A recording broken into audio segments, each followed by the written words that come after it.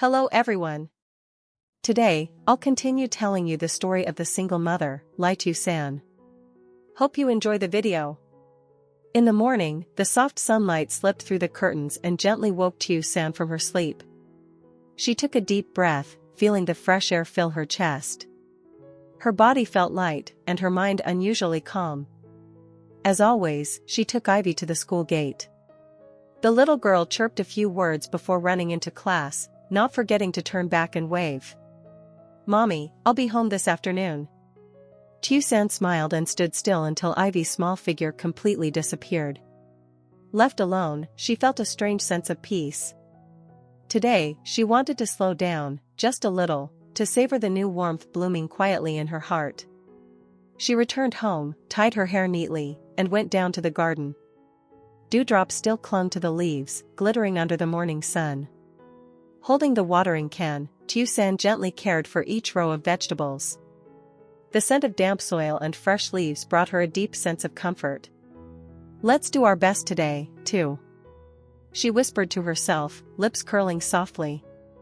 After finishing in the garden, she gathered a small basket of vegetables to bring to the market. Sorting and tying each little bundle with her own hands, she felt a pure joy seeing the fruits of her labor. When she arrived at the market, the atmosphere was already lively. She spread out a small sheet and placed her basket of vegetables upon it. Even though she was alone, her energy remained bright.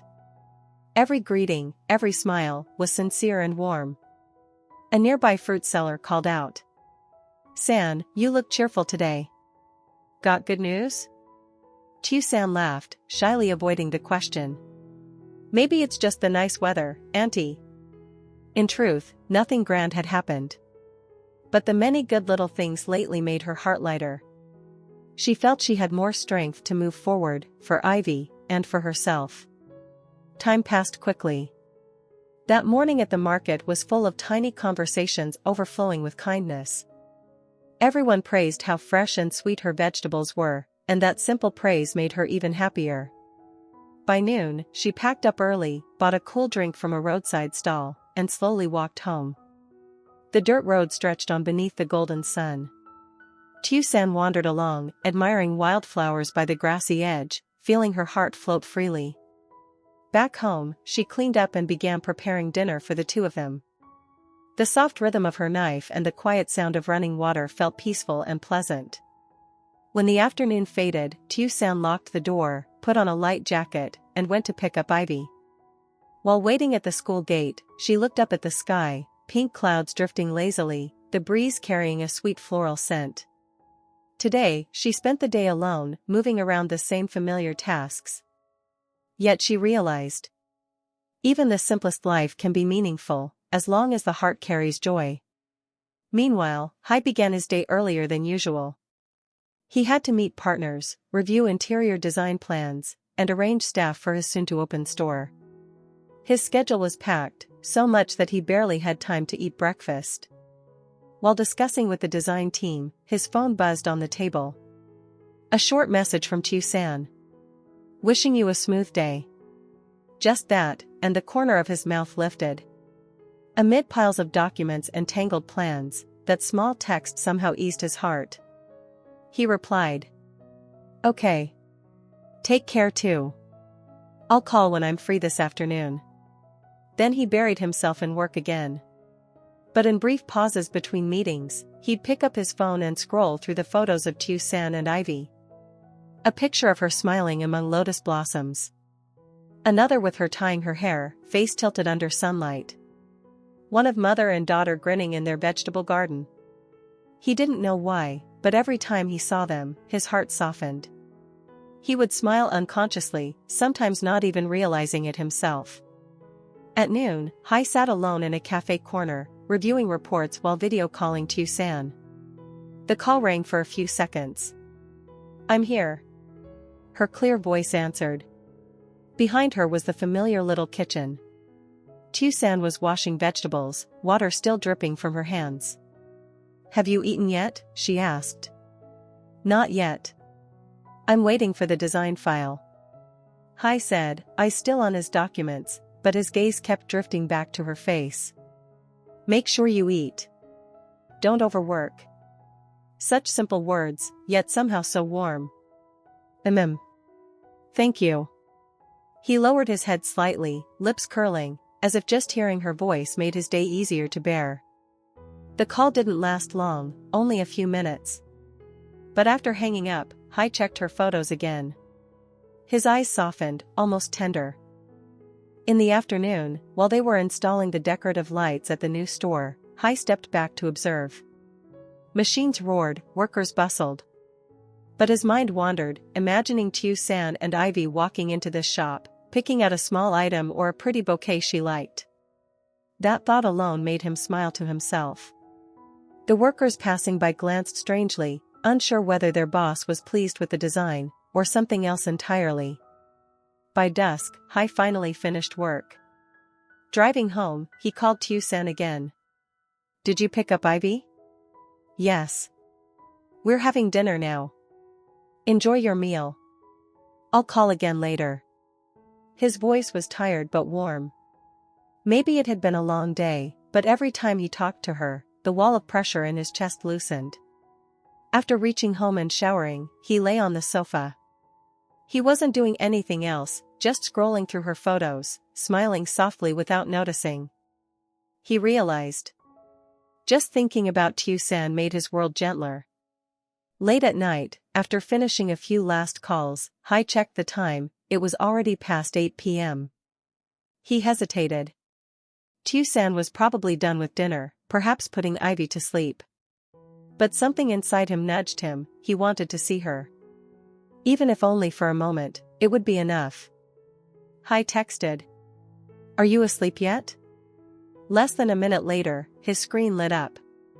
I just put Ivy to bed. Now I'm having some tea. Reading that, his hand instinctively grabbed his car keys. He only sent one more message. I'll stop by for a bit. Seeing the message, Tusan was surprised. She stood up quickly, tidied her hair, and straightened the table. She didn't know why, but her heart beat a little faster. About 10 minutes later, the familiar car stopped at her gate. Hai stepped out, holding a small bag. The porch light shone on his face, a little tired, but gentle and bright. Tusan opened the door. You're here. Come in. She spoke softly, afraid of waking Ivy. Hai nodded and stepped inside, closing the door quietly. The simple home smelled faintly of tea and warm wood. Hai set the bag on the table. I brought some pastries for you and Ivy, easy breakfast for tomorrow. Tusan smiled. Thank you. That's too kind. Hai shook his head. It isn't trouble. I wanted to. Such simple words, yet they softened her heart. She poured him a cup of hot tea. They sat across from each other at the small kitchen table. No need for many words, the silence itself felt gentle. How was your day? He asked, voice deep and warm. Just normal. Gardening, selling veggies, then home. She laughed lightly. Probably not as exciting as a CEO's busy day, right? Hai shook his head, I sincere. My day would be exhausting if I didn't get to talk to you. She froze for a second, her heart skipped a beat. She lowered her gaze, absent-mindedly turning the warm teacup in her hands. Hai leaned back with a quiet exhale. I looked at your photos all day. My staff even thought I was smiling because the designs looked great. She covered her mouth, laughing softly. Then you must have surprised them. He looked at her smile, and warmth filled him. Some things didn't need many words, just looking into her eyes, he felt everything was worth it. After a while, Tusan stood up. Would you like some pastries? I can make more tea. No worry. His voice was low, gentle. I just want to stay here, and look at you for a bit. Her hand paused in the air. Time between them slowed, soft and deep. Inside the bedroom, Ivy stirred faintly. As if reminding them of the peaceful night. Hai looked around the little house, every object placed neatly and warmly. He spoke earnestly. Tusan, later, if you ever need anything, just tell me. I'll always be here. No grand promises. Just one quiet sentence, enough to soften her heart. She nodded, eyes gentle. I know. They sat a little longer, talking about the new store, about small plans ahead. The distance between them felt smaller, naturally warm. Near 10 p.m., Hai stood. I'll head home. Rest well. She walked him to the door. Before getting into the car, he turned back. Under the warm yellow light, he told her. Good night. Good night. Her voice was soft as the wind. The car rolled away slowly. Tusan stood there for a moment, chest fluttering tenderly. She went back inside, turned off the lights, and leaned gently against the door. A smile, she didn't know when it appeared, blossomed on her lips. A peaceful night. But within her, a heart full of quiet anticipation. That night, just after Hai left Tusan's house, his mother, Mrs. Thoa, was at home tidying up old things in Hai's study. The carpenters were coming tomorrow to redo the bookshelves, so she wanted to sort things out in advance to make moving easier. While she was taking a stack of books down, a small photo album fell to the floor. The leather cover was worn, the edges frayed, clearly something Hai had kept for a long time. She froze. It was an album, from the past. A heaviness rose in her chest. But curiosity, and her love for her son, made her open it. Smiles from a youthful time floated up at her. Hai, young, full of life. And beside him, a girl. They had photos together in many places, parks, cafes, the seaside. Hai's smile was bright, his eyes full of hope. She turned another page. To a photo of the two standing before a lotus pond. The angle was a little blurry, but the girl's face was clear, bright eyes, a gentle smile. Her heart skipped. Because that face. She had just seen it yesterday. A bad feeling. She flipped the photo over. Her heart clenched. In Hai's familiar handwriting, a short line appeared. Tusan, the day we began. Her hand trembled. No. It couldn't be her. She stood motionless for a long moment. Memories of the months when Hai drowned in sorrow surged back, vivid as ever. Back then, he had given his whole heart to love. But that girl, for some reason, left him cruelly. No explanation. No second chance. Hai collapsed. He stayed in his room for months, spoke to no one, never smiled. She had to take him to therapy. At every meal, she begged him to swallow a few bites. That time was the darkest stretch of her life. And now, the Tusan whom Hai had been mentioning lately, the one she'd thought was someone new, was the very person who had once hurt her son so deeply. She set the album down, took a long breath, and tried to steady herself. But shock, disappointment, and the sting of disbelief swelled in her chest. She didn't understand. Why? Why had they met again? Why continue? What reason brought her back to Hai? In her mind appeared the image of Tusan, gentle, polite, with honest eyes. It didn't match her impression of someone who would leave so coldly. She knit her brows. A part of her wanted to believe this was a mistake. But the words on the back of the photo, written by Hai himself, years ago, made everything feel chillingly real. She sank into a chair, her heart in knots. What if Hai was hurt again? Could Tusan bring him happiness, or would she reopen the wound? She quietly hid the album in a cupboard, somewhere only she knew. Night fell, and the house went silent. But her heart did not. It was tangled like thread, heavy with worry. She knew. Tomorrow, she would have to speak to Hai. Or meet Tusan again, to confirm everything. But one thing was clear. She could not accept this yet. Not out of hatred, but out of fear, the fear of a mother who had once watched her son plummet into despair. She feared. If it happened again, would Hai's heart be strong enough to rise? The next morning, Hai woke early to head to the new store and check on progress. When he came downstairs, he saw his mother sitting at the tea table. She looked as calm as ever, but her gaze was a shade deeper. "You're up early, Mom?" Hai asked. Mrs. Thoa smiled faintly. Planning to tidy a few things." Hai simply nodded and poured some water to drink. But just as he was about to leave, his mother spoke. "Hai, sit with me a moment." Her voice was gentle, yet it stopped him at once. He pulled out a chair and sat across from her. "What is it, Mom?" She poured more tea, her movements unhurried. "You've seemed busy lately, and in better spirits than before." Hai chuckled softly. "Yeah. I guess so." She studied her son for a long moment, then went straight to the point. "You're seeing Tusan, aren't you?" Hai was a little surprised, but he didn't hide it. "Yes. She and I are together." The hand resting on her teacup tightened slightly, though her face stayed warm. "Since when?" "Not long. But I feel at ease when I'm with her." She nodded slightly. She'd met Tusan the other day, a gentle, courteous girl with sincere eyes. Her impression had been good, and yet, deep down, a vague unease coiled there, like a premonition. "How did you two start seeing each other?" she asked. Hai smiled. "We met again by chance, and started talking. I feel Tusan is caring, hardworking, and she loves her daughter very much." She listened in silence. Every word he spoke about Tusan was sincere, quiet but deep.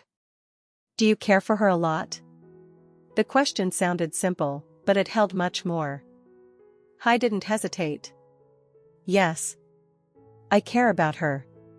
When I'm with her, I feel at peace."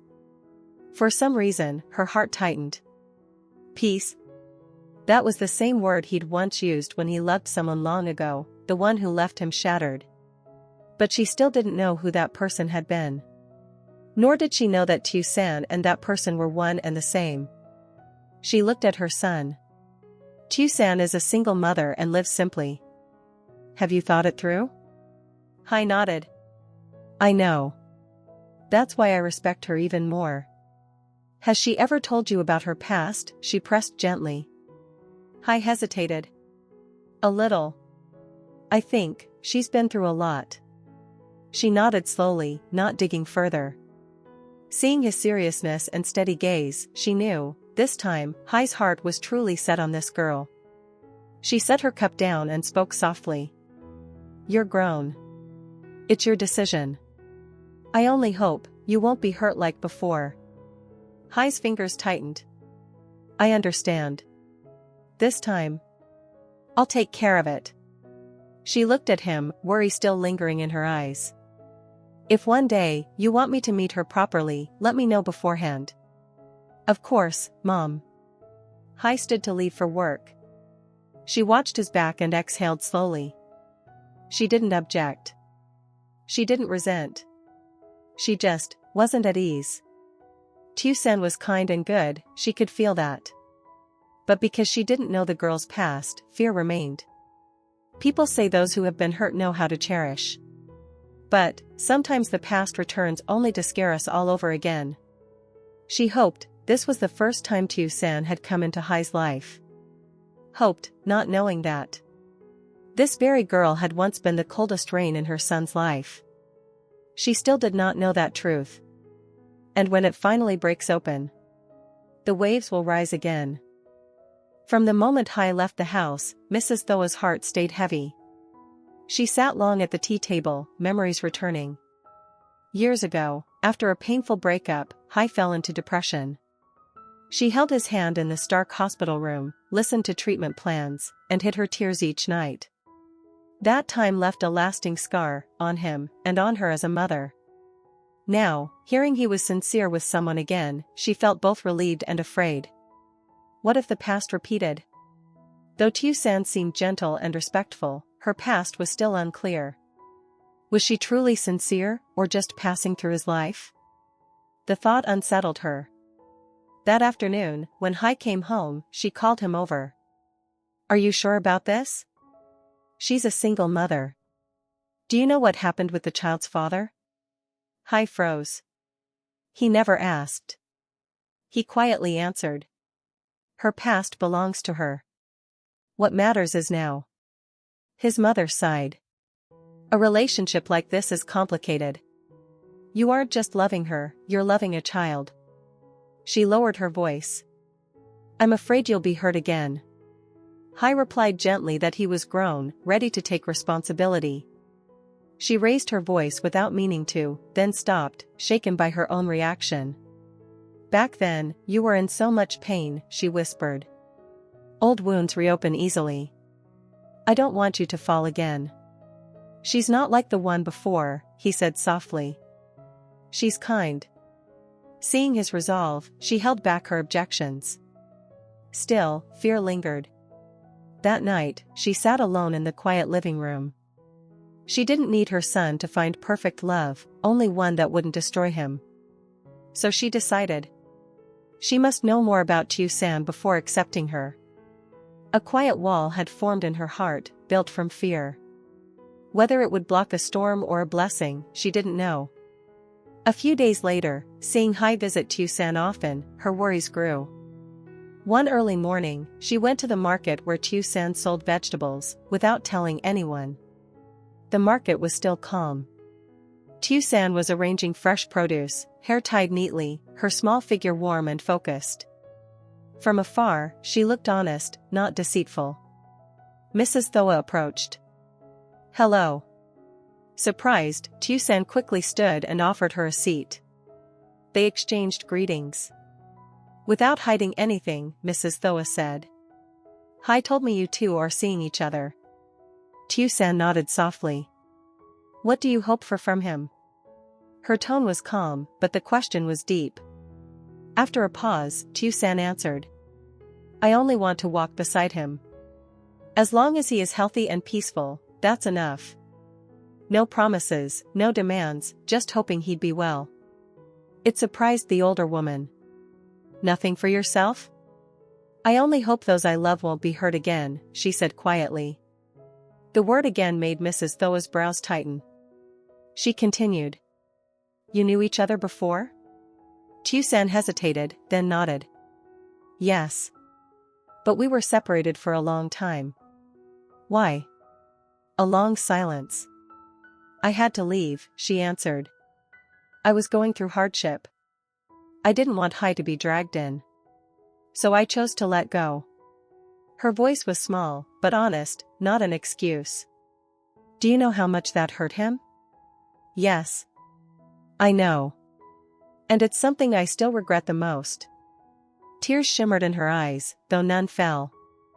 I don't dare hope he'll forgive me, she continued softly. I only want to stay by his side, to take care of him, if he allows. Mrs. Thoa watched her quietly. In the girl's eyes, she saw genuine feelings, not guilt or obligation, but love left unfinished. After a long silence, she stood. I can't accept this completely yet. But I will keep observing. Tusan bowed deeply. I understand. I'll do my best to give you peace of mind. Before leaving, the older woman said. I hope you won't hurt him again. Then she walked away, slow but firm. Left alone, Tusan clasped her hands, nervous, but determined. This is a challenge I must face. For him, and for myself. Her eyes were steadier than ever. Xin chào mọi người, rất vui được gặp lại mọi người trong video của mình. Chúc mọi người có một ngày mới vui vẻ và hạnh phúc. Video hôm nay của mình kể về câu chuyện của người mẹ đơn thân lý Tiểu San. Sau khi mẹ Hải phát hiện ra tấm hình cũ và đằng sau có ghi tên Tiểu San, thì bà đã phát hiện ra rằng Tiểu San chính là người yêu cũ của Hải và chính là người mà đã khiến cho Hải tổn thương, mất rất nhiều thời gian để chữa trị căn bệnh trầm cảm của mình sau khi bị Tiểu San bỏ rơi. Liệu rằng mẹ Hải có chấp nhận Tiểu San là nữ hay không? Và Tiểu San sẽ làm gì để chứng minh rằng tình cảm của mình dành cho Hải là thật lòng? Mời mọi người đón xem ở video tiếp theo nha. Cảm ơn mọi người đã xem hết video hôm nay. Mình hy vọng rằng mọi người sẽ ủng hộ kênh của mình trong thời gian sắp tới để mình có động lực ra nhiều video hơn. Xin chào và hẹn gặp lại mọi người ở video lần sau nhé.